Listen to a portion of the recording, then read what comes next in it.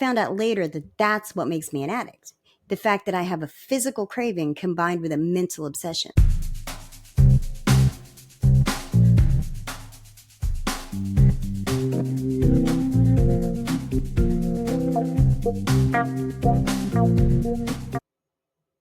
Hi, welcome to Starve the Demon, the channel where we believe in recovery by any means necessary.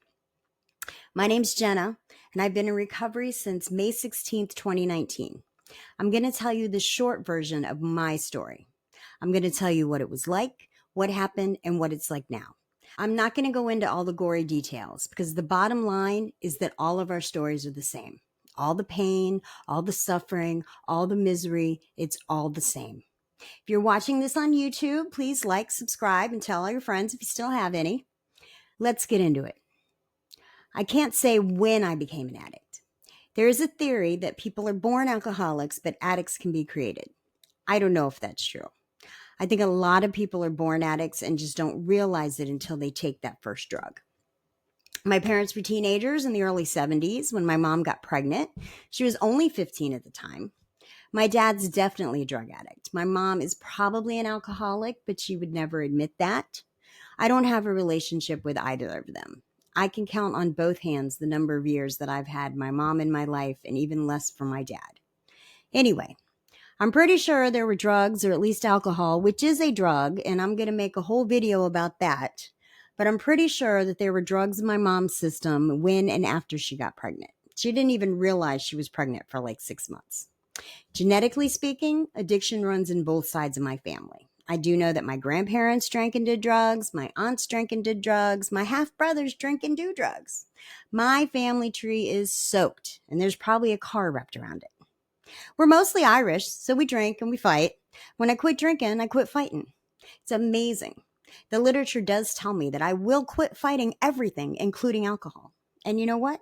That's true. I now know that anything that costs me my peace is way too expensive. And I like to stay in my Zen mode. So my parents were very young when they got married. They were unfit. I became the family foster child. I went from one household to another, to another, to another. My first memory, I'm 3 years old, living with some family members. I have no idea who my parents are. When I was about 7, I did go live with my mom for a couple of years. First time I got rip-roaring drunk, I was all of 11 years old. That same year, I started smoking pot. And that was off and on through my early teenage years. Then I got a little older, started dipping and dabbing into some heavier drugs, some psychedelics. But I always had the craving. From the very first time I drank, I got drunk. I've never in my life had a drink. I might have a bottle, but I've never had a drink. Same thing with drugs. I found out later that that's what makes me an addict. The fact that I have a physical craving combined with a mental obsession. And I get that. I recognize that feeling. I knew that I could never run out. I'd have half a bag of whatever left, and I'd start trying to call the guy, make sure I had enough money, make sure I had whatever I needed because I could never run out. Because the idea of running out was the scariest thing to me. Not going to jail, not losing my kid, not losing my job, not getting evicted. No, running out. Nothing was scarier than that. So fast forward, I got married very young. I was far more concerned about what I was running away from than what I was running into. I had a horrible marriage because I married a psychopath. He was not a good man. I was not a good mom, even though I thought I was at the time. But the result is that 6 years clean, my 32-year-old son still barely talks to me. The big reason for that is because I went to prison when he was 14. And I stayed there all the while he was in high school and all the while he was in college. Thank goodness he went to live with my mother-in-law at the time. So he was safe and he was loved and he got to go to high school and he got to go to college and he didn't turn into a raging drug addict gangbanger. His grandmother gave him a good loving home and he was probably much better off there than he would have been had he stayed with me. Because if things hadn't happened like they did, I probably would not have left his father because I was scared to death to do that. I probably wouldn't even be here doing this with you right now. I believe I'd be dead, either at my ex-husband's hand or my own. Or the demon could have taken me out at any time. I spent 8.5 years on a 10-year bid in federal prison, and I stayed high. And I know people say, how can you do drugs in prison? I don't know how you don't stay high in prison. I don't know how I would have got through that. But I do know that if for some reason I got rolled up today, I would do it. There's nothing that's going to make me drink again now that I've seen the other side. My first husband, he smoked a lot of pot, but he didn't like any alcohol or other kind of drugs because anything that was going to make him lose control over himself or lose control over me, oh, he couldn't have that. So there was a time in my life where I wasn't actually using, but I was never sober. I was never clean because I always had that mental obsession. Any given time somebody had drugs, I wanted them. Anytime, without fail. And every time I did drink, I drank to get drunk. Went to prison, divorced my husband. I needed that. I needed an entire country and miles of razor wire between us for me to feel safe enough to truly leave him. While I was in prison, I did the residential drug abuse program, RDAP. Stayed high. Didn't do anything for me. The people there, all cops, none of them in recovery, trying to tell me what I'm supposed to do to stay clean and sober, the whole time telling us that addicts are brain damaged and weak-minded. Just a bad scene. But the RDAP program was in a much nicer building than general population, and I didn't have to work, and I didn't have to go to school. I just had to spend 500 hours in there, and I did, and I got my certificate. Beautiful thing. Meanwhile, I stayed high.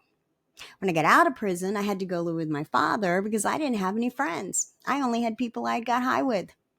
I started doing even harder drugs that I tried while I was in prison and decided to keep trying once I got out. Of course, I hooked up with a guy. I moved out of my dad's house, moved into the guy's house. He wasn't a bad guy, just he was a drug addict, and he wasn't a good guy. We eventually split up. I went off the deep end, tried to kill myself, was actually quite successful. Paramedics came crashing in with the cops, and I woke up 4 days later in the hospital, Baker acted. If they had not opened the door when they did, I would have died. So I got a job with an old man that needed somebody to take care of him. He was an alcoholic. I needed a place to stay. He needed somebody to do the dishes. So there we were. We spent every afternoon and night just drinking. Till one day, a delivery driver came to bring him oxygen, and I fell in love. I saw this man, and I thought, I have to meet this man. And so I did. And he told me that he was in recovery. And I wanted that. I wanted that so bad. Well, I knew I wasn't good enough for him, but we ended up getting married anyway. And we're still married today. That's my Cliff. And you're going to hear about him and see about him all through every channel I have. He saved my life. He saved my life, and later I saved his. But before we saved our lives, we ripped and ran together. Neither one of us had our own place. He was living with some friends, and I was living with this old man. We decided if we were going to get to know each other, we would rent a little cottage for that first weekend and hang out together and see if we liked each other. And on our very first date, which lasted 3 days, by the way, almost the very first thing I did was say, hey, do you want to get high? Yeah. Knew he was trying to be in recovery. Yeah. So I introduced him to some drugs he had not yet done. And that was a mistake. Seemed like a great idea at the time, though. And we ripped and ran together for a good couple of years. But during all this time, I'm still on federal probation. I had a probation violation right after Cliff and I moved in together. I went to jail and he stood by me. Never in my life had I had anybody on the outside when I was on the inside. I get back out. We're still together. I have to go to outpatient treatment. So I'm not doing the drugs, but I'm still drinking because I have a regulated appointment and I know exactly when I'm going to pee in a cup. I know as long as I'm not doing any heavy drugs, I can pee in that cup and I can get by and I can get over because I am a master of manipulation when my demon is in charge of me. So life goes on. I'll never forget. It's May 12th, 2019. I have taken the day off work because I can't go to work because I've been out partying for 2 days. And I'm home and I'm smoking crack and drinking whiskey like it's the thing to do. My probation officer calls. He asks me if I'm working that day. And my not clear-headed self says, oh no, I took the day off because I'm not feeling well. And he's like, oh great, because I got some paperwork I need you to do. Come to the office by 2, do this paperwork for me, da-da-da-da-da. I have this thing for probation that I have to fill out the same time every year. Every year. And I wasn't thinking about that. I was doing the addict math in my head of when's the next time he was going to come see me. Nice thing about having a him as a probation officer was that he didn't drug test me when he came to see me because he's a guy. Every once in a while, he'd bring a woman with him, and then I would get the drug test. I'd been getting over, right? This day, I know that's it for me. I know when I go to the actual probation office that they're going to have me pee in that cup. And I'm right, because that's what they do. And as soon as I get off the phone with him, I start drinking water, gallons of water. I'm trying to sober up. I'm trying to dilute my urine. That was my trick. When I get there, I do my little paperwork and I talk to him. I don't know how I even pulled off just having a conversation with this man. And I said, listen, that's not going to be clean. And he said, all right, we'll see. So he didn't arrest me. He said, I'm going to send it out to the lab. Of course it comes back dirty. Now, I have been dipping and dodging because I'm not trying to go back to jail. Here's the thing.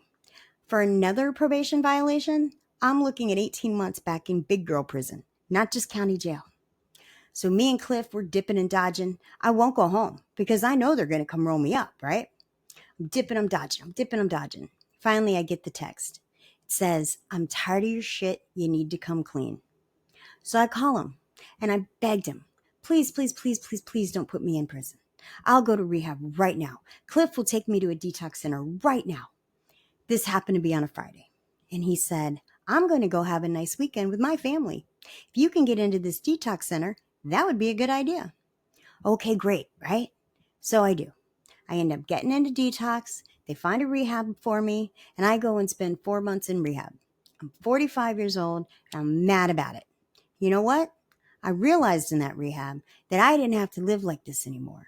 I had spent decades of my life answering to other people, having a curfew, not in control of my own life. And I knew that if I could just get it, I wouldn't have to live like that anymore. If I could be my own person. I dug in. I did what the rehab told me to do. I got a sponsor. I started going to meetings. I started working my steps, and I never used again. I didn't ever use again. I did what I was supposed to do.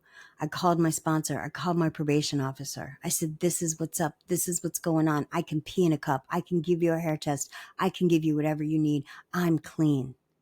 That's the beautiful part. I've been clean ever since. I just dug in. I got my old job back. I went to meetings every day. I worked my steps. My husband eventually quit using.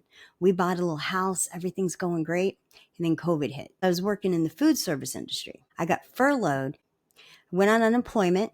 They put me at Feeding Tampa Bay. It's great. They take food donations, and that stayed going even during COVID.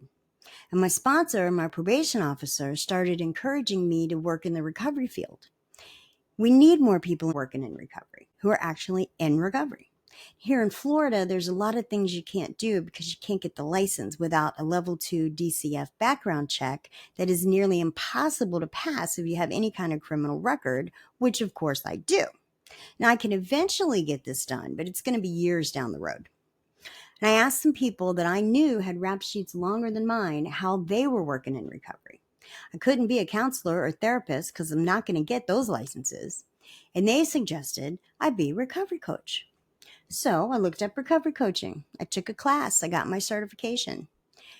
And I happened to know somebody that worked at this one particular treatment center.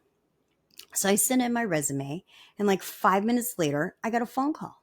The guy who called me said, I was just saying we need more women in recovery working here to deal with our female clients.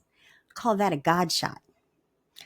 So I had my interview, told them all about my horrible background, and got hired on the spot. I've been working there ever since, and that was February of 2021. Cliff and I were married on May 5th of that year, and we spent all of COVID together. You know, being locked up with him in that house like that just made me know how much I love him because I can't imagine anybody else I could spend that amount of time with and be okay. We just celebrated our 4th anniversary of marriage. We've been together like 8 years. I love my job. I love working at the treatment center, surrounded by newcomers, constantly reminded why I don't want to drink or drug. And I feel like I'm really able to help them by giving my experience and strength and hope. And I say, hey, look, I did it. You can do it. And when I tell them my story, especially when I tell them I've been in prison and they're like, you don't seem like the type. I think that's awesome. That's a gift of recovery. I am a different person. I'm the person I should have always been. But it's only because I follow the steps. I go to meetings. I talk to my sponsor. I read the literature. I talk to newcomers. I carry the message, all that. It's by the grace and mercy of God that I am clean today. And my demon is starving. My demon is starving, and he's going to stay starving because I'll be damned if I'm going to feed him. So thanks for listening to the short version. Remember, take deep breaths and think happy thoughts. Love everybody and let God sort them out. Y'all have a great day. Keep coming back.